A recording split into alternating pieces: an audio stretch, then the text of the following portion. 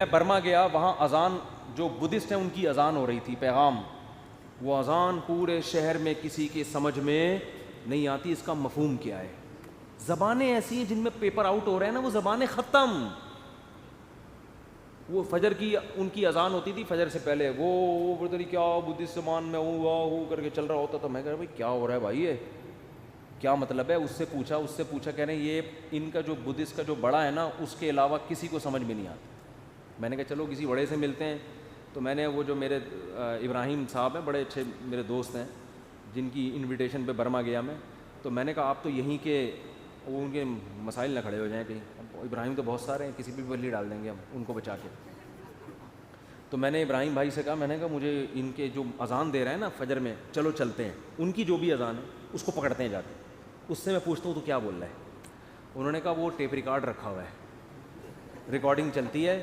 بندہ تھوڑی دیر میں ہماری اذان کی آواز آئی, اللہ اکبر اللہ اکبر, کیا زبردست, پوری دنیا میں سب کی سمجھ میں آ رہا ہے اس کا مطلب کیا ہے. اللہ سب سے بڑا ہے, اللہ سب سے بڑا ہے. پھر اللہ اکبر, اللہ کو اس میں اتنا مزہ آتا ہے, اللہ کہتا ہے دوبارہ کہے, ابھی سمجھ میں نہیں آیا ان کے. اللہ اکبر اللہ اکبر, اشہد ان لا الہ الا اللہ. یہ جو ہندوؤں کے مندروں میں بھگوان رکھے ہوئے ہیں یہ معبود نہیں ہے, یہ تو ہاتھوں سے تراشے ہوئے ہیں.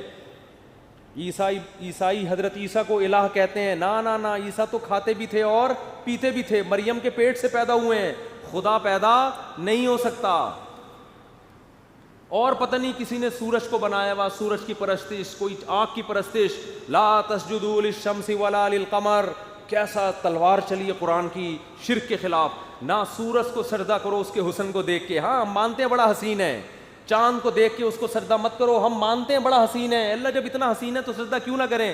فرمایا واسجدوا للہ الذی خلقہن, اس کو کرو جس نے اس حسین کو پیدا کیا, وہ اس سے زیادہ حسین ہے. یہ خود تھوڑی بنے, ان کو تو بنایا ہے کسی نے. کیسی آیتیں آج کروڑوں لوگوں کو سمجھ میں آ رہی ہیں, ان کا مطلب بھی ان کا مفہوم بھی. اشہد ان لا الہ الا اللہ, میں گواہی دیتا ہوں اس خدا کے اللہ کے سوا کوئی معبود نہیں ہے. اشہد ان محمد الرسول اللہ, میں گواہی دیتا ہوں کہ محمد خدا نہیں ہے, اس کے بھیجے ہوئے پیغمبر ہیں, اس کے سفیر ہیں, میں گواہی دیتا ہوں. اور یہ اذان آج خود گواہی دے رہی ہے کہ واقعی وہ سچے پیغمبر تھے, کہ جو دعوت دے کر گئے ہیں 1400 سال کے بعد بھی ایک حرف کی تبدیلی کے بغیر وہ اناؤنسمنٹ اسی طرح ہو رہی ہے جس طرح بلال حبشی کو نبی صلی اللہ علیہ وسلم نے اذان سکھائی تھی. بالکل A to Z اسی طرح اذان دی جا رہی ہے. اور جیسے 1400 سال پہلے حضرت بلال جب اشہد ان لا الہ الا اللہ کہا کرتے تھے تو پبلک کو مطلب سمجھ میں آتا تھا. 1400 سال گزر گئے, آج ان الفاظ کا مطلب بعینی ہی اسی طرح سمجھ میں آ رہا ہے جس طرح پہلے, بلکہ پہلے سمجھنے والے لاکھوں تھے, آج سمجھنے والے کروڑوں ہیں. پھر حی علی الصلاۃ, آؤ نماز کی طرف, حی علی الفلاح, آؤ کامیابی کی طرف. کیسا خوبصورت کلام ہے یار. اور ریکارڈنگ نہیں چل رہی, مؤذن صبح صبح جاگتا ہے, وضو کرتا ہے, قبلے کی طرف رخ کرتا ہے, پھر اس دعوت کے نتیجے میں جو عبادت کی جاتی ہے, کیسی خوبصورت عبادت.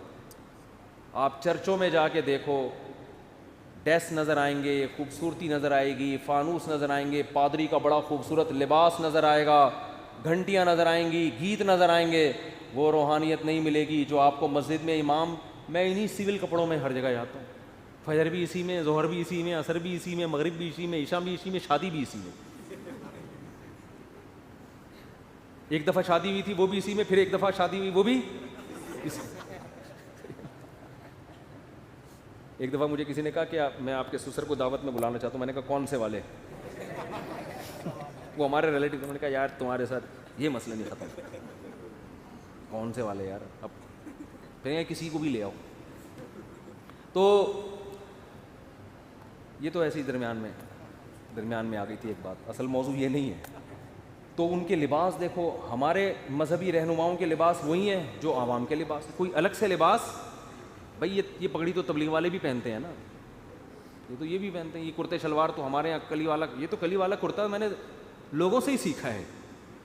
پھر علماء کو دیکھا سب پہنتے ہیں تو اور محبت پیدا ہو گئی.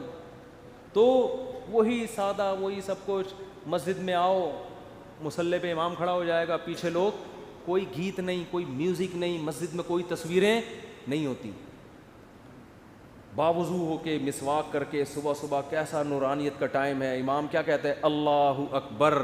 یہ زبان سمجھ میں آتی ہے لوگوں کو کہ نہیں آتی؟ کروڑوں لوگوں کو سمجھ میں آیا کہ امام نے کیا الفاظ کہے ہیں. پھر الحمدللہ رب العالمین. حرم کی تراویح سنو, تمام تعریفیں اس اللہ کے لیے جو تمام جہانوں کا پالنے والا. 5 لاکھ کا مجمع پیچھے شیخ سدیس کے پیچھے ہاتھ باندھ کے کھڑا ہوا ہوتا ہے.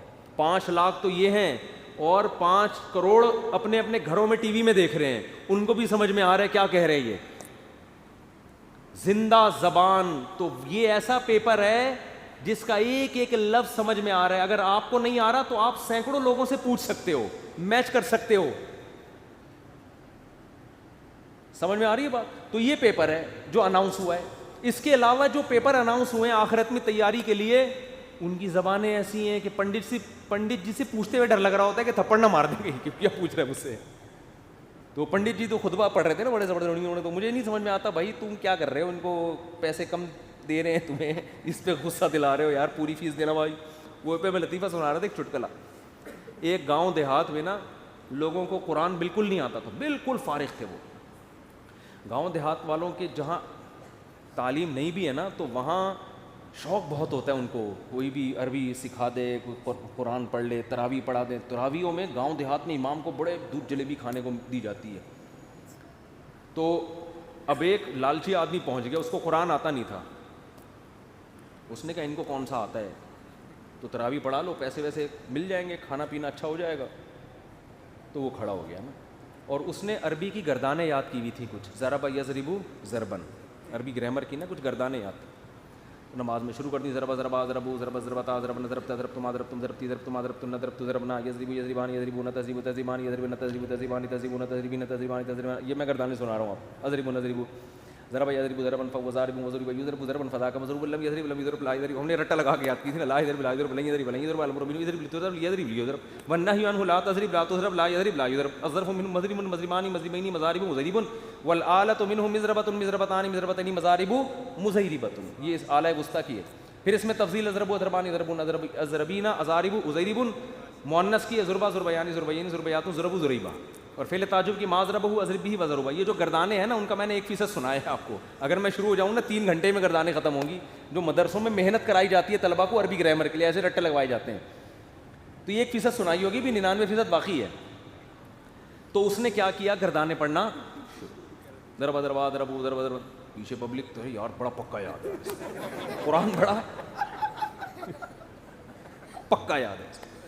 ایک اتفاق سے حافظ آ گیا پیچھے, اس کو نہیں پتا تھا پیچھے ایک حافظ آ گیا. حافظ نے اس کو لقمہ دینا شروع کیا, تو یہ حافظ کو کہتا ہے اسکت, چپ ہو جا, نصف لی و نصف لک. جب تراویح کے بعد پیسے ملیں گے آدھے آدھے کر لیں گے. عربی میں چپ کر کے کھڑا. تو بھائی جب کسی کو زبان ہی نہ آئے تو آپ کچھ بھی پڑھ لو. تو اب ہم ہندوؤں سے پوچھتے ہیں بھائی جو آپ نکاح میں خطبہ اپنا پڑھتے ہو تھوڑا سا ترجمہ کر کے ہمیں بتا دو, یا ہمیں نہیں ہندوؤں کو ہی بتا دو, تاکہ ہندو جب شادی کرنے کے لیے آئیں ان کو پتا ہو پنڈت جی ہمیں کیا کیا ہوگی. زبان تو ہے بہرحال, ترجمہ بھی ہوگا, وہ گالیاں والی نہیں, تو میں مذاق کر رہا ہوں. کوئی ہندو پنڈت جی کو اس سے تکلیف ہوئی تو بھائی معذرت, میری تو عادت ہے, میں تو مسلمان مولاناؤں پہ بھی فٹ کر دیتا ہوں نا ایسی چیزیں, تو ہم تو اس کی عادت ہے, مقصد کسی کی توہین نہیں ہے. تو زندہ زبان ہے 1400 سال پہلے بھی اور 1400 سال کے بعد. اتنی قدیم زبان کوئی اب تک محفوظ نہیں ہے. حتیٰ کہ ایک انگریز نے یہ بات لکھی ہے کہ اگر کوئی اپنی ریسرچ کو ہزاروں سال کے لیے محفوظ رکھنا چاہتا ہے, کہ جیسے آج اگر میں کوئی کتاب لکھوں تو 1000 سال کے بعد بھی ایسے سمجھی جائے جیسے آج, تو ایسے سائنٹسٹ کے پاس, ایسے فلاسفر کے پاس, ایسے اسکالر کے پاس عربی زبان کے علاوہ کوئی اور آپشن نہیں ہے. بات آ رہی ہے سمجھ میں؟ اس نے کہا جو آج انگلش ہے 100 سال کے بعد چینج. یہی وجہ ہے کہ آج سے 150-200 سال پرانی انگلش کی کتابیں آج کے امریکنز کو, جو بچے ہیں نا, ان کو سمجھ میں نہیں آتی, اور آج کی انگلش 200-250 سال کے بعد نہیں آئے گی. آج 100 سال پرانی اردو اٹھا کے لاؤ, بہت سے لوگوں کو سمجھ میں نہیں آئے گی بھائی کیا کہہ رہے ہیں بھائی، یہ مرزا غالب کے کوئی رشتہ دار لگ رہے ہیں۔ آج سے 100 سال کے بعد اردو اور زیادہ چینج ہو چکی ہوگی۔ عربی میں ہم جو کتابیں طلبہ کو پڑھاتے ہیں وہ شروع ہی 1200-1300 سال پرانی شروع ہوتا ہے نصاب، بالکل ایسے سمجھ میں آتا ہے 2 اور 2 4 کی طرح۔